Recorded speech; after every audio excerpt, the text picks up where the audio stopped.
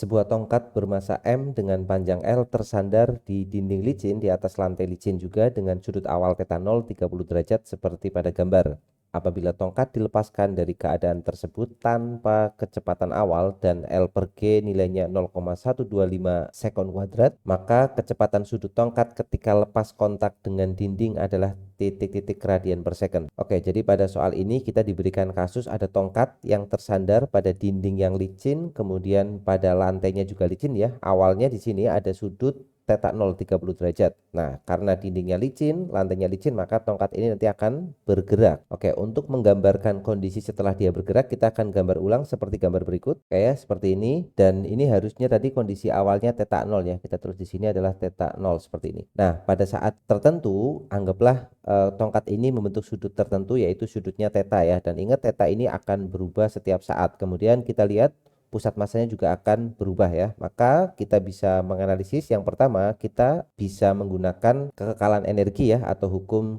kekekalan energi mekaniknya dari posisi awal dan posisi akhir ini, karena tidak ada gaya non konservatif, semua permukaannya licin ya. Tetapi sebelumnya kita tentukan dulu posisi pusat massa, kita tentukan koordinatnya, misalkan ini adalah koordinat asalnya 0 ya, titik O ya, maksudnya koordinat asal, ini sumbu Y-nya, ini sumbu X-nya ya, seperti biasa. Nah, sekarang kita akan lihat pusat massa batang pada saat kondisi awal yang ada di sini ya, dan θ 0 itu suatu angka atau suatu nilai, yaitu 30 derajat. Maka pada kondisi awal pusat massa batang itu berada pada, atau kita tulis sebagai X1 gitu ya. X1 itu kondisi awal batang, atau kita langsung gambar saja di sini. Posisinya di sini adalah, ini panjangnya L ya, panjangnya L, sudutnya 30 derajat atau θ 0 dulu ya. Maka panjang yang ini pasti adalah L cos 30 ya. Jadi panjang keseluruhannya adalah L cos θ 0 atau L cos 30. Sehingga jika kita ingin mencari koordinat X-nya, koordinat X itu berarti ada di posisi ini.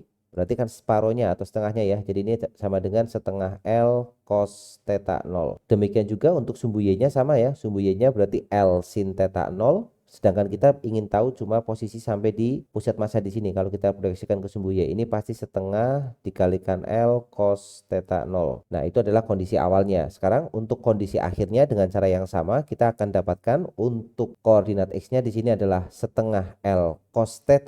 Cos θ itu suatu variabel nanti ya, dia akan berubah, setengah L cos θ. Kemudian untuk Y-nya adalah setengah L sin θ. Nah, sekarang kita sudah mendapatkan informasi koordinat atau posisi pusat massa sembarang setiap saat, maksudnya sebagai fungsi θ di sini. Jadi misalkan nanti dia berubah, θ juga akan berubah ya, kita dapat informasinya. Sekarang kita akan menghitung dulu kecepatan dari pusat massa ini ke sumbu X dan sumbu Y ya. Jadi kalau kita perhatikan, pusat massa itu nanti akan memiliki dua komponen kecepatan, yaitu kecepatan ke sumbu X ke arah kanan, berarti bisa kita perhatikan dari gambarnya, dan kecepatan ke sumbu Y berarti ke arah bawah ya. Jadi ini adalah kecepatan dia ke sumbu X, ini adalah kecepatan dia ke sumbu Y. Yang akan kita analisis adalah bagian yang sudah membentuk sudut θ ini. Kita akan lihat dulu untuk X-nya ya. Kita tahu bahwa koordinat X-nya atau posisinya adalah posisi ke sumbu X itu setengah L cos θ, maka kita bisa dapat informasi kecepatannya dengan cara menurunkan terhadap waktu ya. Jadi kita dapat dx dt-nya atau turunan posisi terhadap waktu, atau kita tulis x dot, itu nilainya sama dengan setengah L, kita tulis ulang. Turunan cos θ adalah min sin θ, kemudian karena turun terhadap θ, dan ingat lagi θ itu tadi berubah terhadap waktu ya. θ di sini bukan suatu tetapan, tetapi dia variabel yang berubah terhadap waktu, maka θ juga harus kita turunkan. Berarti d theta dt atau theta dot ya, sehingga kita dapat ekspresi lengkap dari x dotnya itu sama dengan negatif setengah L theta dot dikalikan sin theta. Kita lakukan hal yang sama untuk sumbu Y ya. Jadi Y-nya di sini kita punya setengah L sin theta, kemudian kita turunkan terhadap waktu, berarti kita punya Y dot atau dy dt itu akan sama dengan, kayak kita beri nama dulu, ini persamaan 1, kemudian Y dotnya kita turunkan berarti setengah L, sama turunannya sin adalah cos, kemudian tetanya diturunkan terhadap waktu jadi theta dot, berarti setengah L theta dot dikalikan cos theta. Ini adalah persamaan yang kedua. Nah, di sini kita sudah dapat nilai dari kecepatan ke sumbu X dan kecepatan ke sumbu Y dari si pusat massa itu. Jadi kita punya X dot di sini dan kita punya Y dot di sini ya. Dan kecepatan pusat masanya tentu saja resultan dari kecepatan di sumbu X dan di sumbu Y. Berarti kecepatan pusat masanya nanti ke arah ini ya. Nah, kita resultan saja, kita buat garis ya, seperti ini. Jadi seperti kita membuat resultan vektor pada umumnya ya. Dan ini kita sebut sebagai VPM. Maka dari gambar ini kita bisa tahu bahwa nilai kecepatan pusat masanya itu sama dengan X dot kuadrat. Ini kita kuadratkan saja ya, X dot kuadrat ditambah dengan Y dot kuadrat, di mana nilai X dot kuadratnya adalah setengah L theta dot sin theta min ya, kita kuadratkan. Oke, langsung kita tulis kuadrat ya. Berarti VPM kuadrat sama dengan negatif dikuadratkan jadi positif. Jadi kita punya 1/4 L kuadrat, kemudian theta dot kuadrat, kemudian sin kuadrat theta ditambah dengan Y dotnya sama 1/4 L kuadrat theta dot kuadrat, kemudian cos kuadrat theta. Kita bisa sederhanakan ya, kita faktorkan. Untuk yang 1/4 L kuadratnya sama, theta dot kuadratnya sama, maka dalam kurung kita tinggal menyisakan sin kuadrat theta ditambah cos kuadrat theta. Dan kita tahu berdasarkan identitas trigonometri, nilai dari sin kuadrat theta ditambah cos kuadrat theta itu bernilai 1, sehingga nilai kecepatan pusat masanya bisa kita tulis dengan lebih sederhana lagi, yaitu VPM kuadrat sama dengan 1/4 L kuadrat theta dot kuadrat. Kita beri nama persamaan ini menjadi persamaan yang ketiga. Karena kita sudah tahu nilai kecepatan pusat masanya, maka kita bisa langsung menggunakan tadi ya, hukum kekekalan energi mekanik ya. Kita tulis di sini hukum kekekalan energi mekanik, posisi awal dan posisi akhir. Maka anggap aja ini posisi pertama, yang ini posisi yang kedua, berarti EM1 itu sama dengan EM2.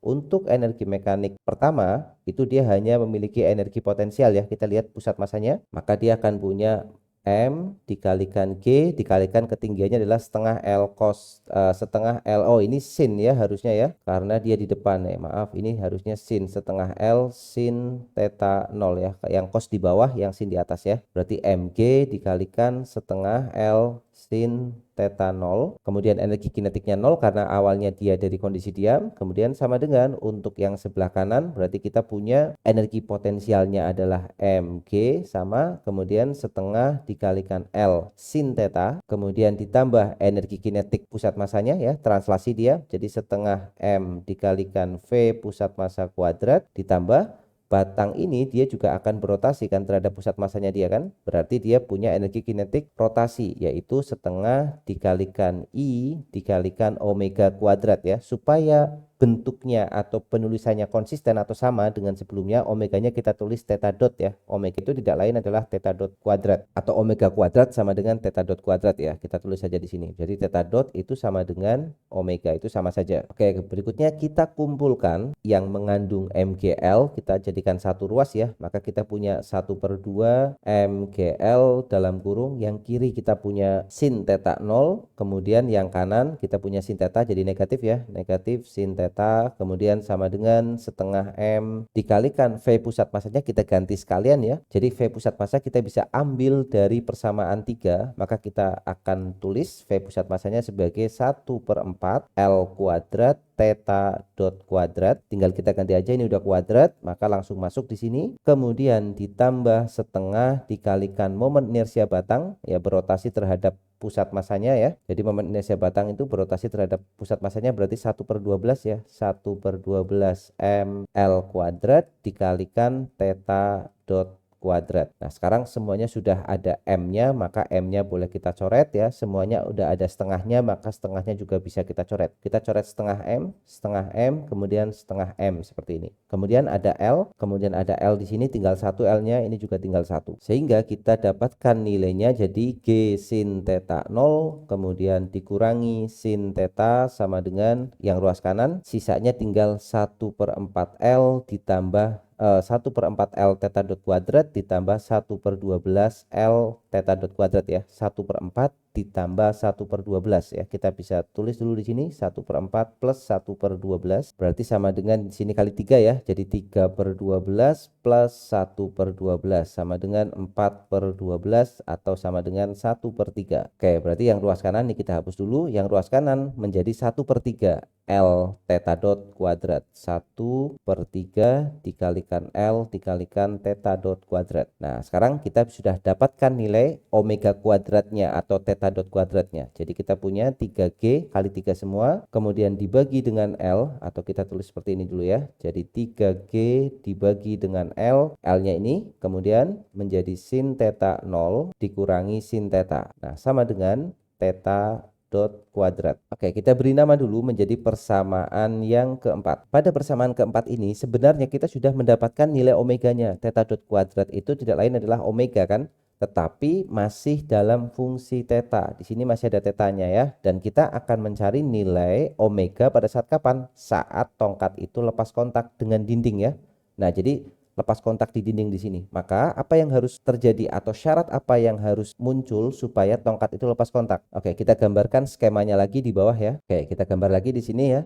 Pada saat tongkat itu lepas kontak, tentu saja dia tidak akan bersentuhan dengan dinding di sini. Artinya gaya normal yang ada di dinding ini harus sama dengan 0 ya. Maka kita gambarkan dulu, misalkan di sini ada suatu gaya normal atau ada gaya normal yang kita beri simbol sebagai N1, yang bawah ini juga akan ada gaya normal ya. Meskipun kita tidak pakai tapi kita gambarkan N2, kemudian di sini nanti ada gaya berat ya. Ada W atau M kali G. Nah, sekarang kita lihat supaya tongkat itu lepas kontak, maka nilai N1-nya harus sama dengan 0. Ini adalah syarat yang harus dipenuhi. Supaya lepas kontak, nilai N1-nya sama dengan 0. Maka kita harus melihat pergerakan papan ini ke arah yang sama dengan N1, yaitu ke arah sumbu X ya, atau ke arah horizontal. Kita bisa menggunakan hukum kedua Newton ya. Berarti pada arah horizontal kita akan dapat persamaan sigma F sama dengan M dikalikan X double dot. Nah, X double dot itu apa? X double dot itu adalah AX, tidak lain percepatannya ke arah sumbu X. Lalu bagaimana cara kita mencari X double dot? Kita di atas sudah mendapatkan nilai X dotnya ya. X dotnya sudah kita temukan. Maka kalau kita sudah mendapatkan X dot yang ada pada persamaan satu ini, tentu saja X double dotnya bisa kita temukan dengan mudah ya. Dengan cara apa? Turunkan sekali lagi terhadap waktu. Oke, kita tulis ulang dulu untuk X dotnya.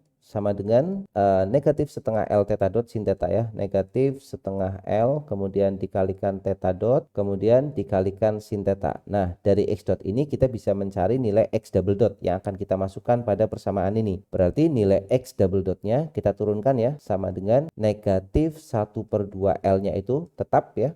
Karena dia konstanta, kita keluarkan saja. Yang kita turunkan itu hanya bagian ini aja, theta dot sin theta. Nah, theta dot sin theta itu kan dua fungsi ya. Ada theta dot, ada sin theta. Maka kita akan gunakan persamaan U kali V atau perkalian turunan ya. Dimana kalau ada perkalian gini, persamaannya menjadi U aksen V plus V aksen U ya. Maka bisa kita tulis untuk U aksen berarti turunan theta dot terhadap waktu, maka kita dapatkan theta double dot dikalikan V-nya itu adalah sin theta itu sendiri, kemudian ditambah turunannya V itu turunan sin theta adalah cos theta. Ingat terhadap waktu, maka tetanya juga harus turun, theta dot dikalikan U. U sendiri adalah theta dot. Jadi theta dotnya double di sini. Sehingga kita dapatkan nilai X dotnya itu sama dengan negatif setengah L dalam kurung theta double dot sin theta ditambah dengan theta dot dikuadratkan cos theta. Kita beri nama persamaan terakhir ini menjadi persamaan yang kelima. Nah, selanjutnya masukkan X dot itu ke persamaan ke arah sumbu X ini, persamaan gaya ke arah sumbu X. Nah, berarti sigma F-nya di sini hanya ada N1 ya. Jadi N1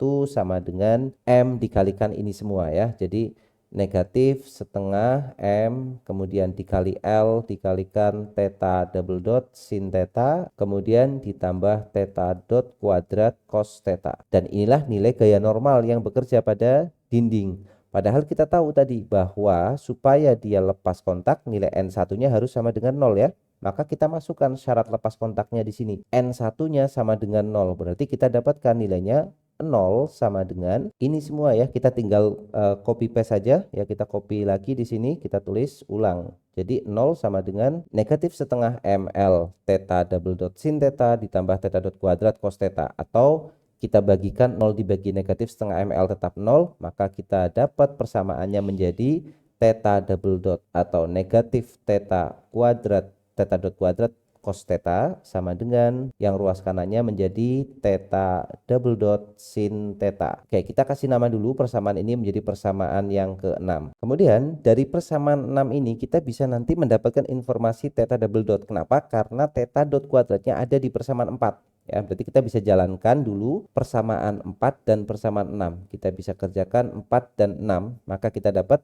theta dot kuadratnya kita ganti ya. Jadi negatif 3G per L, kemudian sin theta 0, kemudian min sin theta dikalikan cos theta sama dengan theta double dot dikalikan sin theta. Maka kita dapat nilai theta double dotnya ya. Kita tulis di sini theta double dot berarti sama dengan ini, kita tulis ulang 3G per L, kemudian sin theta 0 masih sama dikurang sin theta, kemudian dikalikan cos theta, tapi kita bagi dengan sin theta ya. Nah, kita buat dulu ini persamaan 7. Oke, tujuan kita tadi adalah mencari nilai sin theta ataupun cos theta ya, salah satu dari ini sin theta atau cos theta, supaya kita bisa masukkan ke persamaan 4 ya di sini. Nah, sekarang kita tahu nilai theta dotnya, theta double dot maaf. Kita tahu nilai theta double dot dari persamaan 7. Bagaimana untuk mengetahui atau untuk mendapatkan nilai sin theta cos theta kalau kita punya data seperti ini? Salah satu caranya adalah kita mencari informasi theta double dot dari persamaan yang lain. Kita bisa ambil dari persamaan 4 ya. Kalau kita lihat persamaan 4, kita mendapatkan persamaan theta dot kuadrat. Nah, theta dot itu kan turunan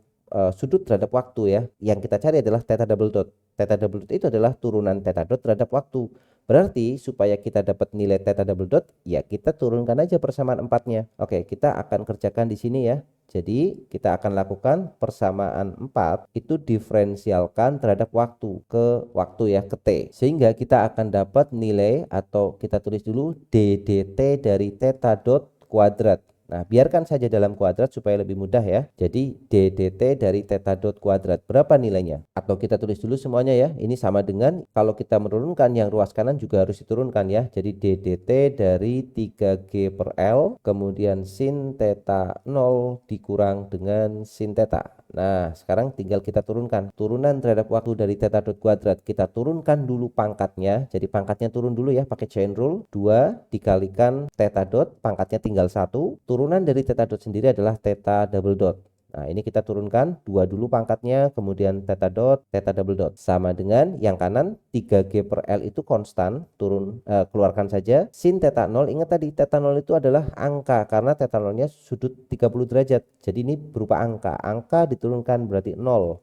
Min, turunan sin theta. Nah, ini baru fungsi. Kita turunkan terhadap waktu. Turunannya sin adalah cos theta, dikalikan turunannya theta sendiri terhadap waktu adalah theta dot. Nah, maka kita dapat lagi nih persamaan theta double dot lagi. Nanti bisa kita samakan dengan persamaan 7 ya. Jadi kita sederhanakan dulu ya. Di sini ada cos theta theta dot negatif, kemudian negatif cos theta theta dot. Nah, theta dotnya bisa kita bagi semua ya. Ini theta dot, ini theta dot. Berarti kita dapat theta double dot itu sama dengan 3G, langsung kita bagi dengan 2 karena di sini ada 2-nya ya. 3G per 2L negatif, negatifnya kita tulis depan, negatif cos theta. Oke, ini adalah persamaan 8. Berikutnya kita substitusi persamaan 8 dan persamaan 7 ya. Jadi kita lakukan 8 dan 7. Substitusikan aja. Maka kita dapat negatif, atau kita copy saja untuk persamaan 7-nya ya, karena cukup panjang. Oke, seperti ini. Sama dengan persamaan 8-nya juga kita tulis negatif 3G per L per 2L, maaf, negatif 3G per 2L cos theta. Nah, sekarang kita sederhanakan. Punya 3G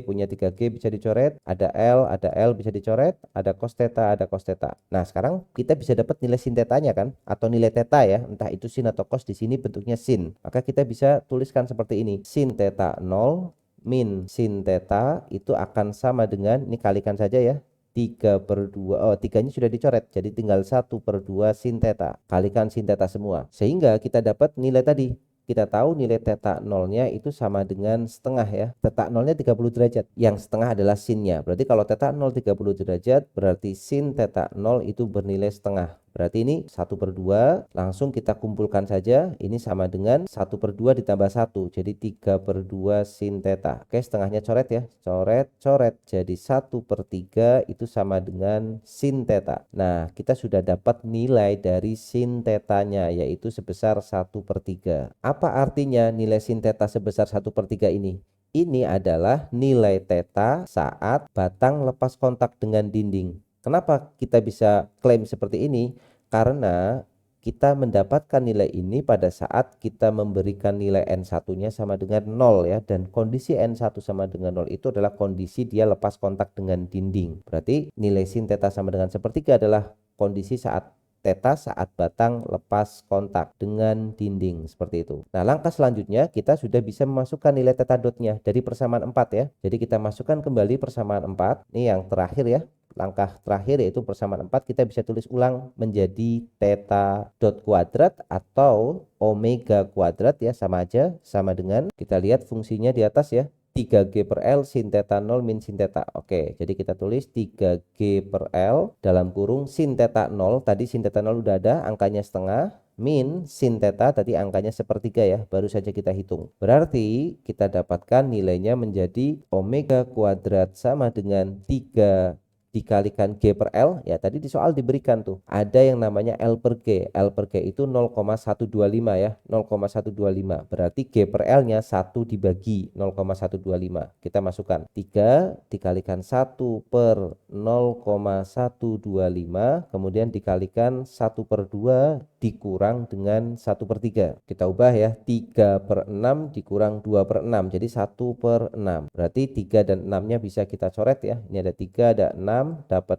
angka 2 di sini, sehingga kita dapatkan nilai omega kuadratnya itu sama dengan 1 dibagi 2 dikali 0,125, berarti 0,25 ya, 0,25. 0,25 itu 1 per 4 ya, atau kalau kita akarkan atau kita akar langsung ya, nilai omeganya itu sama dengan akar 1 adalah 1 per akar 0,25 adalah 0,5. 1 dibagi 0,5 ya, 10 per 5 berarti 2 ya. Maka omeganya sama dengan 2 radian per sekon, seperti itu. Atau kalau kita isikan di sini ya, kita isikannya berarti 1 desimal lagi 2,0 radian per second ya, seperti itu pembahasannya.